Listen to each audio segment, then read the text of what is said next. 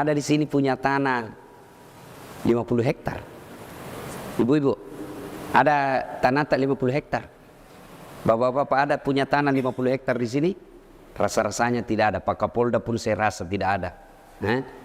Tapi ketahuilah, tadi kalau sholat subuh tadi 2 rakaat sholat sunnah, 2 rakaat tadi sebelum sholat subuh nanti ketika hari pertimbangan datang, hari hisab datang, yang 2 rakaat itu lebih berat daripada dunia dan isinya. Itulah sholat sunat fajar. Coba bayangkan ditimbang nanti itu. Sudah, masuklah kita di kubur. Kata Nabi, putuslah segala amal-amalmu. Tidak bisa lagi kau berbuat baik kecuali 3. 1, yang akan menjadi amal jariah, ilmu yang bermanfaat. Makanya bapak-bapak kalau dapat itu ceramah-ceramah, share, kirim. Ceramahnya Ustadz Das'ad, kirim cepat. Makin banyak bapak kirim, makin banyak saya dapat. Jangan. Ketika bapak mau pencet, mau share, setan itu masuk. Saya juga biasa dibujuk setan. Jangan kau. Dia bilang korang so alim. Dia bilang korang cari popularitas. Itu setan itu. Kirim saja. Orang mau dengar atau tidak, bukan urusanmu. Dan ada saatnya nanti kita bersyukur atas kiriman ilmu yang kita berikan orang. Nah, cuma dipilih-pilih. Adik-adik, ini yang pemuda-pemuda yang mengaku dirinya baru hijrah. Lihat-lihat juga. Kalau kita dapat ilmu dakwah, ceramah-ceramah itu di Instagram, apalagi berupa foto saja hadis, jangan ditelan mentah-mentah. Itu hadis itu ada penjelasannya dari segi huruf-hurufnya, ya, penjelasan dari apanya, asbabul wurudnya, kenapa itu hadis diucapkan. Dulu saya waktu kecil, kalau orang berbeda pendapat tidak ribut. Misalnya sholat subuh, Allahu Akbar. Di samping tak tidak kunut, kita kunut di samping tak tidak kunut, tidak ribut gitu, langsung saja kita bilang, oh Muhammadiyah. Selesai nih. Begitu saja. Jika ada keluarga meninggal, malam ada tasyahnya, ceramahnya, tapi tidak ada kue dibagi-bagi, langsung kita bilang, Muhammadiyah ini, tidak ada kue dimakan. Kan dulu toh, tidak ribu-ribu orang. Ini ilmu yang bermanfaat. Jadi adik-adik, ilmu yang bermanfaat itu, Bapak Ibu, itu yang akan lari terus amal tak. Meskipun kita sudah di alam kubur, melari terus. Ada yang baca lagi itu video kita, ada lagi yang baca kita punya share ceramah, maka itu akan menambah amal-amal ketika kita di alam kubur. Yang kedua, pembangunan yang bermanfaat. Misal, nalewati rumah tak, masjid, tanah tak, nalewati orang. Jelas sekali nih kalau bilang ambil tanahku ini 1 meter supaya lurus ke jalan ke masjid.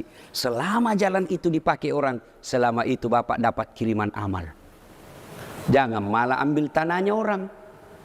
Yang kadang-kala membuat kita bertengkar itu tanahnya orang diambil. Bagaimana caranya? Bikin pagar curang. Ada tuh itu biasa bikin pagar curang. Bagaimana caranya? Pertama patoknya di luar, kayunya di dalam. 3 bulan kemudian dia perbaiki pagarnya, kayunya di luar, patoknya di dalam. Bikin lagi kamar, begini lagi. 1 tahun bikin kamar, pagar, nak ambil tanahnya orang 0,5 meter. Selama itu tanah kau ambil, selama itu kau diikat di alam kuburmu, tidak bisa kau lepas. Maka yang ambil tanahnya tetangga, pemotor Pak. Dia nggak tahu, serius ini bos. Ya. Yang ketiga, yang terus mengalir ketika kita sudah di dalam kubur, anak yang soleh dan soleha. Begitu Bapak Ibu meninggal, siapa doakan kira-kira? Anak tak, teman, itu tadi di Facebook, di WhatsApp, bilang saja rib, itu. Saudara tak, belum tentu nak doakan ki. Saya ini contohnya, jarang sekali kau doakan saudaraku, minta pi. Itu juga kalau saya tidak lupa. Doakan adik, aku lupa lagi sebentar pi. Coba. Tapi siapa yang selalu saya doakan? Ibu bapak saya. Setiap selesai sujud, ibu bapak saya doakan. Maka Pak, didik anak dengan sebaik-baiknya. Gimana cara didik anak? Jangan kasih makan uang haram. Jangan kasih makan uang haram. Itu Nabi sudah jelaskan. Kalau sering kau kasih makan uang haram anakmu, maka jangan kau heran ketika dia besar selalu berpikir yang haram-haram. Ini perut, jangan pernah cemas. Mana ada dari Makassar ini mati kelaparan? Tunjukkan saya kalau ada orang mati kelaparan. Maka jangan cemas soal perut, Allah punya urusan. Ya, jangan pernah cemas. Yang kita cemaskan kalau anak tak tidak tahu ngaji. Yang kita cemaskan kalau anak tak tidak tahu tata krama, akhlak. Begitu biar ilmunya tinggi tapi akhlaknya kurang, tidak ada gunanya. Anak-anak sekarang cerdas-cerdas. Jangan makin cemas soal otaknya anak tak. Pintar-pintar itu anak-anak sekarang. Saya saja kalau balas WhatsApp, saya pegang itu 2 tangan itu HP ku masih salah ketik. Itu anak-anak kamu-kamen nih Pak. Bawa motor sambil balas WhatsApp. Pintar nih itu anak-anak sekarang Pak. Coba makin lihat itu anak-anak Pak. Nggak lihat itu sambil cerita balas WhatsApp. Itu otaknya anak-anak kita sekarang cerdas. Nggak usah dicemas. Yang kita cemaskan akhlaknya. Satu kurangnya itu anak-anak sekarang. Kurang ajar lagi. Akhlak, ajari akhlak. Saya masih ingat waktu saya kecil, kalau pikir pinjam gula, kan dulu waktu tak kecil itu tidak ada istilah beli kalau tetangga, barter. Piko pinjam gulanya itu tetangga, nah ada tamu habis gula pasir. Nah ajari gitu memata. Nah kalau bicara ko, tudah koyolo nah, tudah koyolo. Aja mu tetau, duduk ko dulu nak, jangan ko berdiri bicara, kurang ajar itu. Dulu diajarkan. Sekarang siapa yang ngajar anak tak? Siapa yang ngajar anak tak sekarang? Orang tua anak tidak. Siapa yang ngajar anak tak? Handphone. Siapa yang ngajar anak tak? Televisi. Orang tuanya enggak mengamuk anaknya, langsung nak kasih HP. Ini nak, main game kok. Karena mamanya juga sibuk main game. Cek makkala. Nah, ibu bapak saudara-saudara sekalian, 3 inilah ketika kita sudah masuk dalam kubur yang akan jalan terus. Dan sedekah, bersedekahlah. Bapak ibu bersedekah. Jangan pernah pelit. Karena demi Allah tidak ada orang bangkrut gara-gara rajin sedekah. Bersedekahlah agar kalian kaya. Jangan tunggu kaya baru bersedekah. Ustaz, ya tentu beda sedekahnya Pak Kapolda dengan Satpol PP. Tentu beda. Pak Kapolda ya banyak tunjangan-tunjangan. Tentu kalau 10.000 kecil. Tapi dem becak 10.000 sama nilainya 10.000, tapi di sisi Allah beda. Pak Wali Kota tentu beda dengan pegawai honor. PTT, pegawai tidak tetap. 10 tahun TTP tetap tidak pegawai.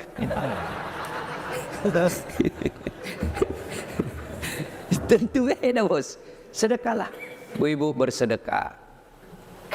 Dan minimal sedekah, tidak ada duit, tidak bisa beli semen.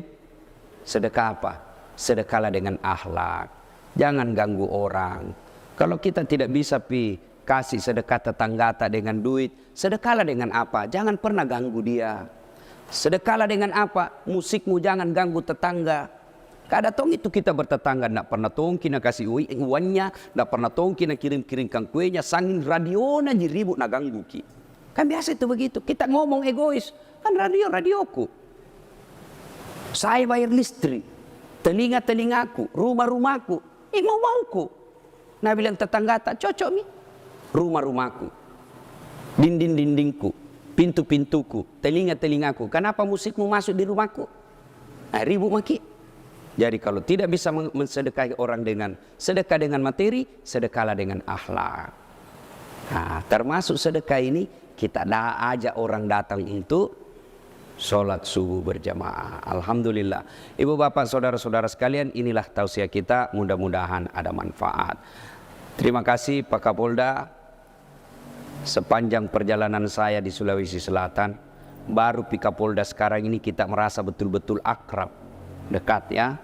Beliau di WhatsApp, tidak lama ada balasan. Bangga tong kita kalau Kapolda balas WhatsApp tak. Kalau di warung kopi ki, nah ada langsung dikasih lihat teman tak bos saya. Kapolda bos. Mana-mana di begini saja tuh, Kapolda. Natahan ki polisi di jalan ya bos. Kapolda temanku. Siapa Ustaz? Tadi malas BCPC di puntuk ceramah lancar Pak. ada polisi kawal ki. Makanya anak muda jangan kau musuh itu polisi. Hilang motor nu, siapa nu cari? Pu Iman, ndak ada apa ki. Siapa dicari? Polisi. Maka jangan musuh itu polisi. Kasihan itu, kita kira enak itu jadi polisi Pak. Polisi ini paling susah hidupnya. Bayangkan orang yang susah kita juga ikut susah. Dia yang mencuri kita semping kejar ki. Itu polisi. Coba maki di jalan kasihan asap knalpot. No. Orang jengkel ada polisi di sana supaya keluar knalpotnya. Coba itu polisi kodong. Coba mi. Dia tonji tu sogo polisi na soting mi sede. Nah bilang Pak tolonglah Pak kerjasamanya Pak. Baru na suruh soting itu banyak. Coba masuk warung kopi polisi baik-baik kau bajunya nyinyir mi orang batu mi sede batu kita saya suruh bayar ini. Coba susahan itu polisi kasihan. Coba itu polisi. Iya toh baik-baik datang minum kopi mau curigain sendia muka. Coba bayangkan. Di kantor dimarah-marahi sama komandannya.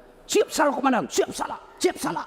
Coba bayangkan. Sampai di rumah dimarah-marahi lagi sama istrinya. Dengan dogo memang tongkau, kenapa ndak lu lawan? Apa mau dilawan? Nah dia Kapolda. Itu susah jadi polisi Pak. Ya, syukur-syukur luar biasa. Malah hari subuh ini kita bersama Kapolda. Mudah-mudahan selesai ini traktir ki ngopi. Alhamdulillah, inilah senangnya kita Pak. Kalau pejabat kita datang sholat berjamaah. Alhamdulillah, ada Pak Wali Kota. Kalau ada yang malas camaknya lurahnya lapor sama Pak Wali Kota. Ini sambil. Coba itu enaknya kalau Wali Kota Pak pergi sholat subuh berjamaah. Itu dia menjadi bisa tekanan buat pejabat yang lain. Coba kalau saya misalnya Wali Kota. Assalamualaikum warahmatullahi. Kan di beta ki dulu Ustaz, bukan di beta. Yang menang lebih banyak suaranya. Tuh, Assalamualaikum warahmatullahi. Assalamualaikum warahmatullahi. Saya Wali Kota ini. Ku cari. Tidak pernah tongku dia ini. Datang sembahyang subuh kepala dinas pendidikan. Pulang, ajudan telepon kepala dinas pendidikan. Nah boya ke Wali Kota. Oh besok, belum biasa ada di masjid. Tapi Pak Wali. Itu hebatnya namanya kekuasaan. Itu hebatnya. Jadi kalau orang baik jadi penguasa, akan enak itu rakyat. Tapi kalau Ustaz di saja, Assalamualaikum warahmatullahi wabarakatuh. Mana kepala dinas PU, nak bilang kenapa Ustaz? Apa urusan dulu? Tapi kalau pejabatnya datang, oh coba. Inilah pentingnya kekuasaan berada di tangan orang-orang baik. Maka nanti kalau pilih wali, jangan lalu salah pilih. Ya, jangan lagi bilang, wane piro. Malah nak tulis di rumahnya, siap menerima serangan fajar. Ada tongku lihat begitu. Kenapa?